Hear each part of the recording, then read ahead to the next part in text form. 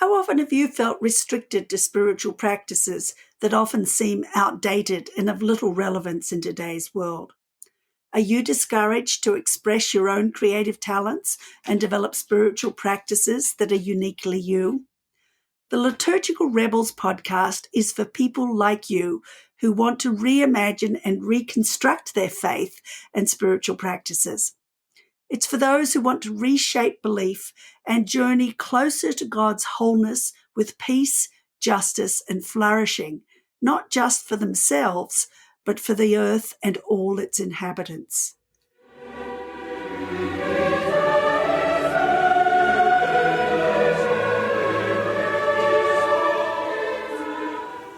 In today's episode of the Liturgical Rebels, we begin a series that explores different aspects of Celtic Christian spirituality. This passionate stream of Christian devotion burst into flame in Ireland and Britain between the 5th and 8th centuries. While the rest of Europe was entering into the dark ages of conflict and division after the fall of the Roman Empire, the Christian gospel was lightening the hearts of rugged Celtic tribesmen and women, and countless thousands of them became monks and missionaries, poets and pilgrims, ablaze with the love of Christ. In the late 20th century, this Celtic fire began to burn anew in the hearts of many, not just in Ireland and Britain, but also throughout the world. As we face a growing ecological crisis, men and women everywhere are seeking a spirituality which embraces the natural order.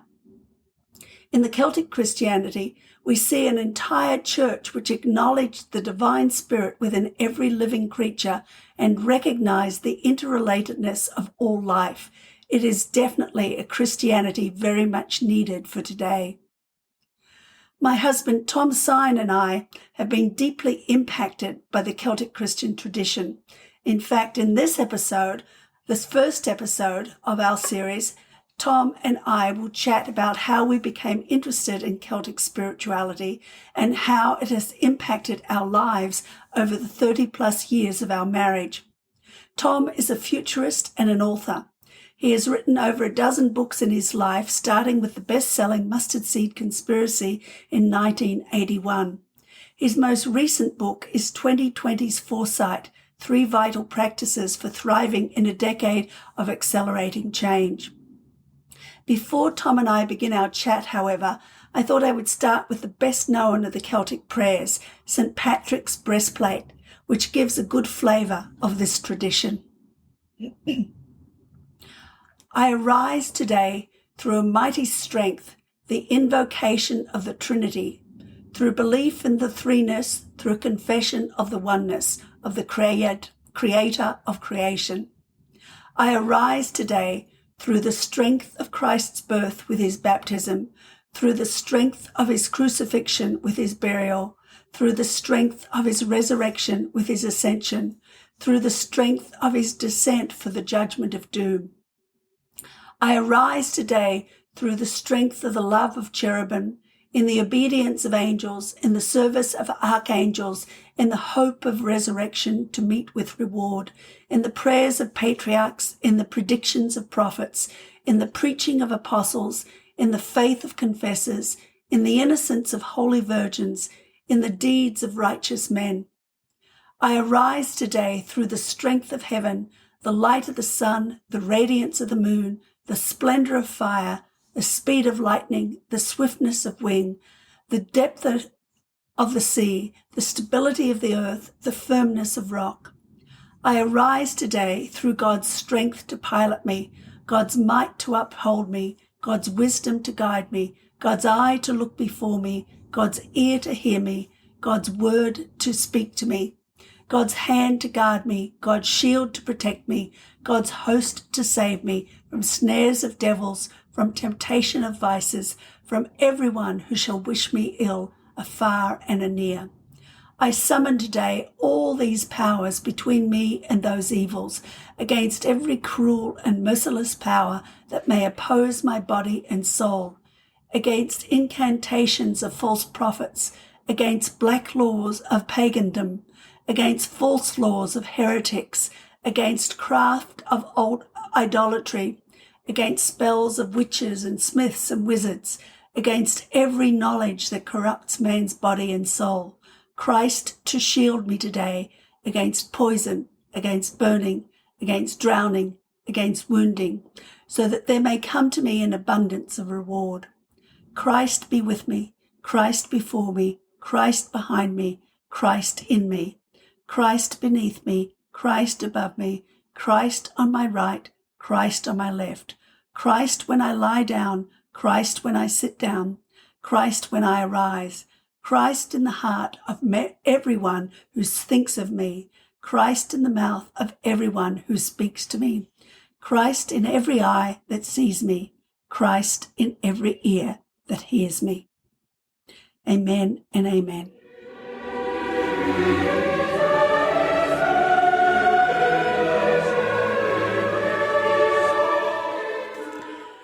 It really is a delight to have the two of us together here, Tom, on the Liturgical Rebels podcast, and particularly to be talking about something, Celtic spirituality, that has really been a passion for us. In fact, you were the one that stirred the passion in me because you gave me a book called Celtic Fire even before we were married, I think on my birthday before we were married. And then you took me to to Iona on our honeymoon, and I fell in love with the place just as you have. And we've been there a number of times, but we've also had a chance to go to some of the other sites, to Holy Island, to Glendalough, to Cloyne-McNoise, and just each time I think cementing our delight in the Celtic tradition. So, Tom, I would like you to tell me a little bit about your history with the Celtic tradition and why it has become so important for you. Well, my background is a little different than yours. I was not raised in a church home. I became a Christian just as I was leaving high school, and a more progressive evangelical believer. But I had many questions about that particular view of faith, and one of them was, how do we connect our Christian faith to our American culture? And that led me to go to Iona, which is one of the beginning places for Christian faith outside of Catholic culture and tradition, and the earliest of Western culture. And so it was there that you ignited your interest in the Celtic spirituality?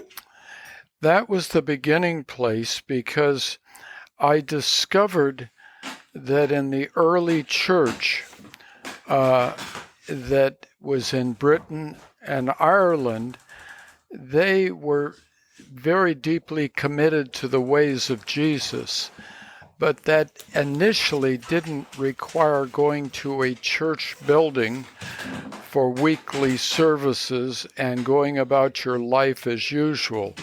It was really a commitment to a radical new way of life that was centered in a vibrant living community with other people of faith in Jesus Christ, but a new way of being where they took more time to be present to neighbors, people that they'd never known before, and instead of going to a church in their homes and in their relational networks where they lived, they took seriously the teachings of Jesus to be there as deeply compassionate people for their neighbors who were struggling with issues of all kinds.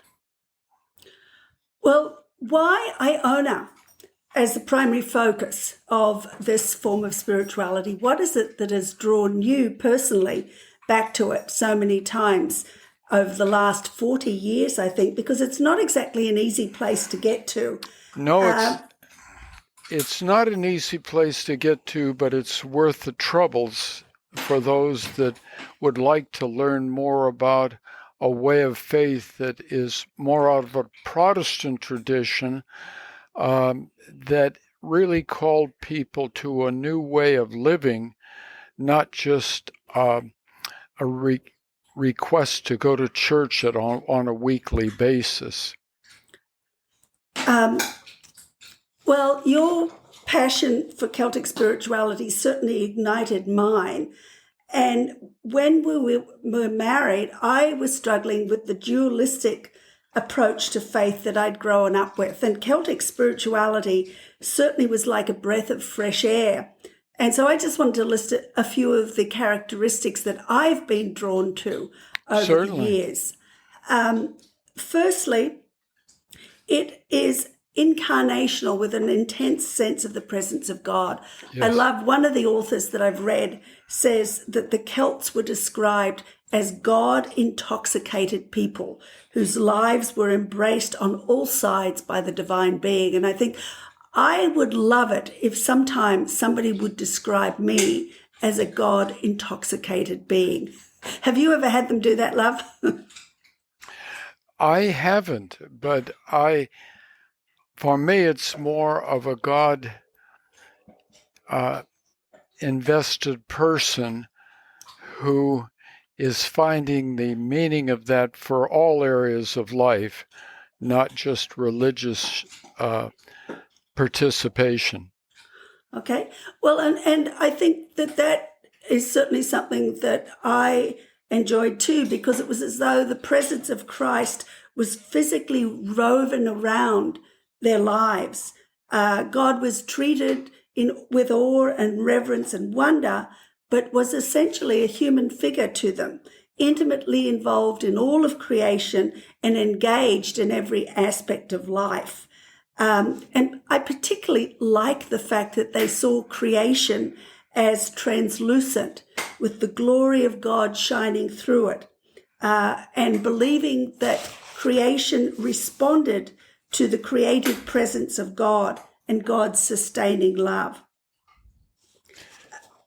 For me, in addition to what you've just described, it was a call to a new way of being that was not just a carbon copy of the culture at that time, but a new way of relating to one another, to neighbors, that was deeply rooted in a commitment to Jesus Christ as a new figure in understanding serious faith. Well, and I think an aspect of it that really inspired both of us was the importance of hospitality. I know it's something that we've practiced throughout our marriage because of that shared interest. And for the Celts, hospitality was seen as opening a door to the kingdom and welcoming Jesus into their midst. And I think that that's something that we've really experienced over the years of our marriage. And where that's a little different for me as an American is that churches encourage a kind of hospitality that's fairly narrow and limited to people who are part of the same racial and class society. And the call to Jesus followers is to share faith with people of all kinds of race and culture and backgrounds and meet our sisters and brothers who are followers of Jesus. Well, and I think we've certainly shared hospitality with a broad range of people over the years as well. I think that, sorry, yes.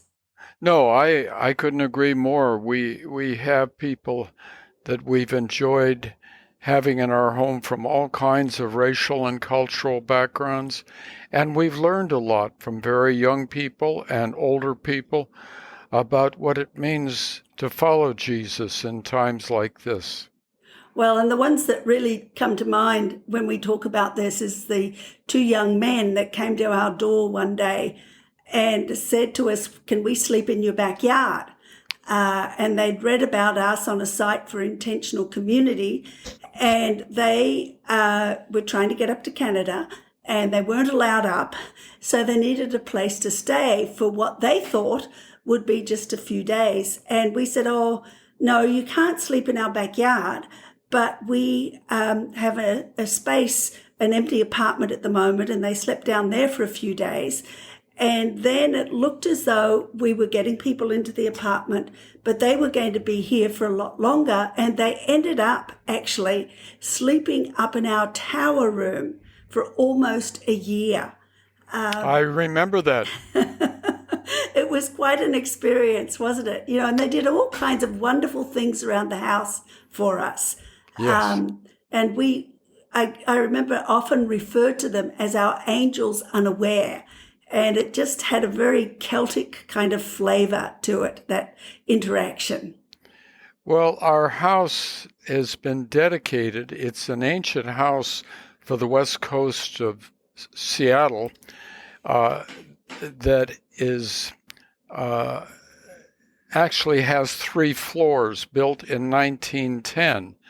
And we have an apartment above us, an apartment below us, and people that join us do it on the condition that they have a meal with us once a week, with little faith reflection and gardening with us. And we've learned so much, particularly from younger people that have often been a part of the Mustard Seed House. Well, and of course, one of the other aspects of Celtic spirituality is that it was very much community-based, because it revolved not around a parish church, but around the monastery, where people lived together and worked together and interacted together. And I think that's part of what inspired us to move in the direction of community living. And of course, there was another, before we were married, actually, you purchased 40 acres up on Camino Island, north of Seattle, yes, with the intention of building a Celtic-style retreat site. So tell us a bit about that dream and your intentions for the land. That dream was quite a while ago. What was the year that we did that? Well, you bought it in 1989. 1989, and I took some resources from some books that I was writing, and we purchased that with the intent of creating a place that captured the Celtic way of living and worshiping, where we would host people every summer for a long weekend, where we would camp together, we would pray together, and we even found a musician here in Seattle that specialized in music that was very similar to what the Celtic Church was playing.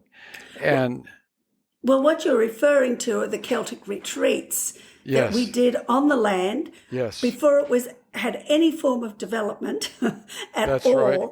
And we would go out there. We did it for 25 years. And we would go out there, as you said, and we'd spend a long weekend and take a lot of time setting things up, and then, of course, doing a program out there. And we were in the process during that whole period of building 3 construction projects for living, for worshiping, and a circle. And we actually got one building up and almost finished when we had trouble with vandals. Oh, it was devastating. Yeah, when the vandals came, and not once but twice, they did significant damage to the building. And at that point, I questioned, as we were getting older, how much time we had left in our hourglass to complete this project. And that led us to actually deed it over to a young friend of ours who was a pastor at the time. Well, to the organization that he was setting up. That's right. And tell us about that organization. Well, the organization was called Circlewood, and actually it was really Mustard Seed Associates, which was the organization that we'd originally set up and that had been involved with the land, but they rebranded it as Circlewood. And they have worked on the the same building that we started. And in fact, by the end of this year, they expect that it will be finished and will be dedicated and will be in use. And I think we're very excitedly looking forward to that. But yes, it was a challenge for us to have had that happen. And it was hard to let go, though. They keep us in touch and they invite us to their gatherings.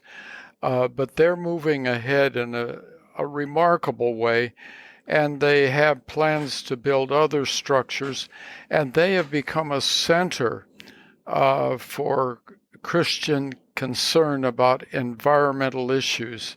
And they are a site we challenge you to visit. What is the official name? Yeah, Circlewood. Circlewood. And I don't have the direct... No, it's fine. We can put that information in the show notes at the end of this. And all of that to say, I think in these days, young people everywhere are very concerned about the environmental future. Older people are a little slower catching on, but people of faith need to be in the front edge of working to see the good use of God's beautiful creation in a time where we're facing all kinds of new challenges, environmentally, but also politically and in relationship to contrasting cultures. Well, and that's very in keeping, of course, with the vision that we had, and particularly the love of creation, which was so central to Celtic spirituality. As you were talking, one of the things I was reminded of is that the Celtic Christians often called themselves guests of the world, and Yes. Lived with that belief that they were meant to live lightly on the earth, and that they weren't meant to in any way destroy the earth, and they were meant to interact with it in a beautiful way. And I think that's one of the things that we've seen as we've spent time on the land, wouldn't you say? Yes, as we've spent time on the land and visiting the Celtic centers in Europe, we find people who are deeply concerned as a part of their Christian faith to celebrate the beauty of God's creation and find ways to enrich this world for the benefit of all that live here. I think that that's one of the things that I continue to find inspiring about the Celtic spiritual focus. And so what about now, Tom? In what ways does this tradition still impact your life? Well, here in our house, Mustard Seed House here in Seattle, we have a beautiful garden that you are making more lovely every day. We grow a lot of our own food with the participation of the people who live upstairs and downstairs as a part of our community. We share that food together with them, with neighbors, and we experience a little bit of the flavor of the Celtic lifestyle with a weekly time of prayer and reflection, taking turns of going around and sharing a bit of our faith experience, and our faith experience as it relates to that larger natural world, and including taking trips to the Celtic retreat site that is rapidly building and growing into what we had hoped it would become. In fact, I think in some ways more than we'd hoped it would become. That's true. Yeah. What else would you like to share with us about Celtic spirituality? Well, I think it's important for all of us who are followers of Jesus, whether we're Catholic, Protestant, evangelicals, is to rediscover following Christ is something that transcends American culture, Western culture, showing up occasionally on the weekends to go to a church building. It's a call to a more radical whole life faith where we are much more engaged with one another in communities of faith, and we're also much more engaged in the protection and celebration of our beautiful natural world. That sounds a very beautiful way to sum this up, I think. Thank you for being a part of it with me. Thank you for letting me be a part of Liturgical Rebels. I'm so impressed by what you're doing. Glad to be with you. Thank you. Today, I have been in conversation with my husband, Tom Sine, about our shared passion for the Celtic Christian tradition. We talked about what ignited this passion, some of its distinctive characteristics that have guided our lives, and the ways that we continue to live by these principles. We also talked about the property we purchased on Holy Island, north of Seattle, to establish a Celtic community. We discussed the retreats we had on the land, the vandalism that drained our energy, and the handing over of the land to Circlewood, which continues to develop it with an ecological focus. We also discussed our own small intentional community, the Mustard Seed House in Seattle, and talked about hospitality and community and the importance it still has in our lives. To end our session, I want to share one of the poems I wrote in the Celtic tradition, which was inspired by St. Patrick's breastplate, which I read at the beginning of this episode. I arise today, present with the Holy One, in the embrace of love, in the hope of renewal, in the joy of belonging to the great I Am. I arise today in the life of the Creator, in the image of the Eternal One, planter of gardens, bearer of burdens, breath of the world. I arise today, a child of the Faithful One, lover of souls, reviver of spirits, blesser of all that is good and true and praiseworthy.